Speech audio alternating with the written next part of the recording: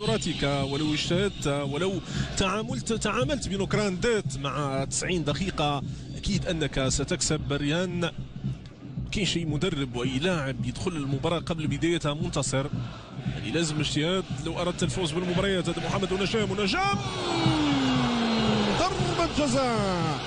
ضربة جزاء في الدقيقة 7 من المباراة، ضربة جزاء والحكم يقول بطاقة صفراء يشيرها. أكليدو يشهر البطاقة الصفراء وضربة جزاء للوداد في السبع دقائق الأولى. ما كانش يظن المدرب خوان بيدرو بينالي أنه سيتلقى خبر كهذا في السبع دقائق الأولى من هذه المباراة أمام الوداد. قلت لكم قبل انطلاق المباراة لما يكون عندك ثنائي من قيمة محمد ونجام واسماعيل الحداد لازم وأنك تتعامل بحذر مع الأخطاء. هنا إعادة مرة أخرى لكرة أكليدو. محمد ونجام عالية في الأشهر القليلة الماضية هو من يتكفل بتسديد ضربة جزاء في الدقيقة 8 من المباراة.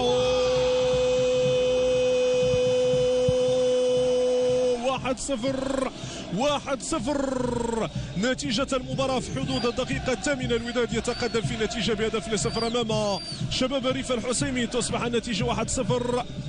الوداد الذي يتمكن من تسجيل الهدف الأول في وقت صعب من المباراة أمام شباب ريف الحسيمي الذي كان يبحث عن تعامل بحذر مع مباراة ملغومة اليوم أمام الوداد.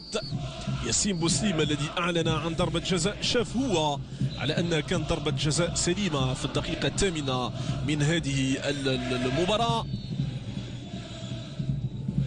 من اللاعبين الممتازين في المنتخبات الوطنية وفي الفريق الوطني. هذه كرة ممتازة، وليد الكارتي لونجام. ونجام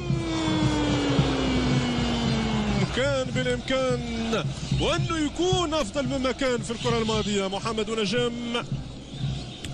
كانت عنده خيارات أفضل، حاول وأنه يلعب الكرة بذكاء في الزاوية البعيدة. هنا فتح رجلي شوية أكثر كان بإمكانه أنه يسجل الهدف الثاني في هذه المباراة. ممتازة جدا، كانت هذه كرة ممتازة لكن لم يتم التعامل معها بكثير من الجدية. إسماعيل الحداد مشى الحداد، هرب الحداد، ينتظر الدعم من قدم وليد الكارتي. لا مرة لمحمد ونجام لا لا لا لا لا لا لا لا لا. الحكم يرفع الراية ويقول الوداد في الدقائق الأخيرة من هذه المباراة. كرة في منطقة الجزاء مبعدة.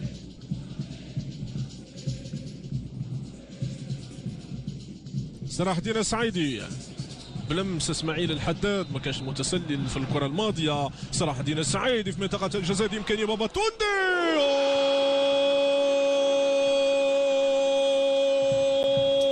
يرقص بابا توندي احتفالا بالهدف الثاني. يرقص بابا توندي ويتفاعل مع آلاف المناصرين في هذه المباراة وهو يسجل هدف يساوي ذهبا يزن ذهبا. وفرحة وأي فرحة وسعادة وأي سعادة لآلاف الحناجر التي تؤمن بقدرة الوداد هذه السنة على تحطيم كل الأرقام القياسية، التي تؤمن بقدرة فوز البنزرتي وصلاح الدين السعيدي قام بعمل كبير. إسماعيل الحداد لصلاح الدين السعيدي شيخ لاعبي الوداد. صلاح الدين المبدع للنيجيري بابا توندي ميشيل. بابا توندي يتمكن من تسجيل الهدف الثاني في هذه المباراة في الدقيقة الثانية من الوقت البدل الضائع. هدف صعيب على شباب ريف الحسيمي واللي جاء في الثواني الأخير من الجولة الأولى من هذه المباراة. تصبح النتيجة 2-0. الوداد في القمة، في الرياضة، في الصدارة، في يتبوأ. اسماعيل الحداد يلعب كورته للطرف ليس نايري الحداد الذي يبحث عن المراوغة، ينتظر الدعم، ينتظر السند. ميشيل بابا توندي اسماعيل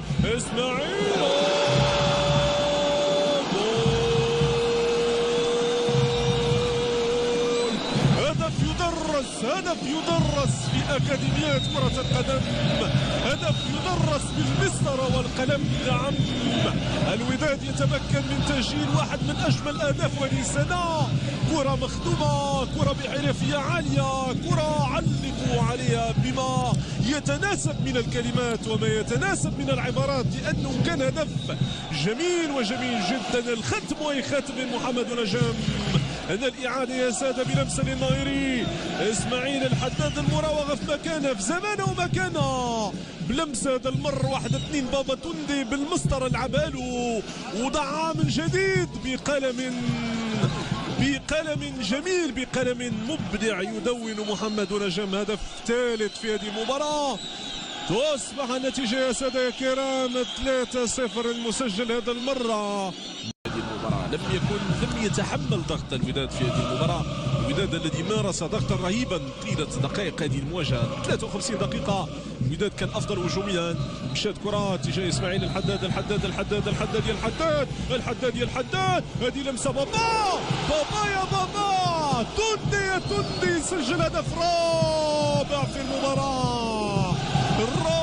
في المباراة للوداد. تصبح النتيجة 4-0. قلتكم شباب ريف الحسيمي دفاعه غير متزن تماما في هذه المباراة، يرتكب أخطاء كارثية أمام خط هجومي رهيب، أمام خط هجومي كبير بزاف اليوم يقوده النيجي. الكرة وهي كرة اسماعيل الحداد مرة أخرى قلت لكم أنه يقوم أشياء رائعة في مباراة اليوم. لاعب آخر اللي كان يفكر في تسديد الكرة مباشرة، يفكر في نفسه وما يفكرش في المجموعة، لكن اسماعيل الحداد ما كانش أناني، فضل يمنح كرة على طبق من كنقولوا الذهب كثير. اختاروا اسماعيل، يلا يا اسماعيل كرة في منطقة الجزاء. فين هو دفاع شباب ريف الحسيمي؟ يلا استيقظوا شيئا ما وابحثوا عن هدف في هذه المباراة، لأنه عندكم اللي تقولوه في مباراة اليوم واللي تحققوه في مباراة اليوم. كرة لإسماعيل،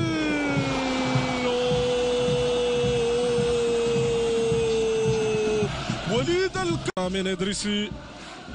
مرة الكرة من الطرف الأيمن معنان بلمسة للطرف اليسار لشباب ريف الحسيمي. هذه انطلاقة للشباب، بحث عن إمكانية تسديد، هذه إمكانية بينغوا، والهدف الأول في المباراة. الهدف الأول الشباب يتمكن من تسجيل هدف في حدود الدقيقة 81 عبر الإسباني مارتين بينغوا الذي شاد كثيرا طيلة دقائق هذه المباراة، ويتمكن في النهاية من تسجيل هدف أول للشباب في مباراة اليوم. فكري سدد كورته وبينغو لوحده في منطقة الجزاء، يتمكن من تسجيل الهدف الأول لشباب ريف الحسيمي. تصبح النتيجة 5-1. وضع كورته بهدوء في مرمى الحارس أحمد رضا التقناوتي.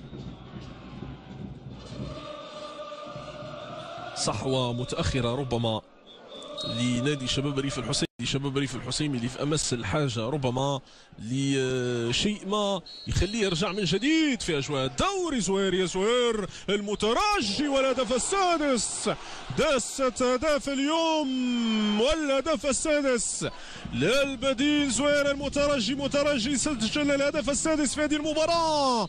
الوداد يعود ويضرب بقوة في مباراة اليوم ويسجل هدف سادس.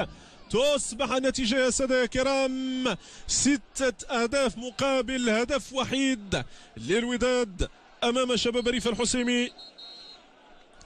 نتيجة قاسية على شباب ريف الحسيمي أمام فريق ممكن اعتباره أقوى فريق في الدوري.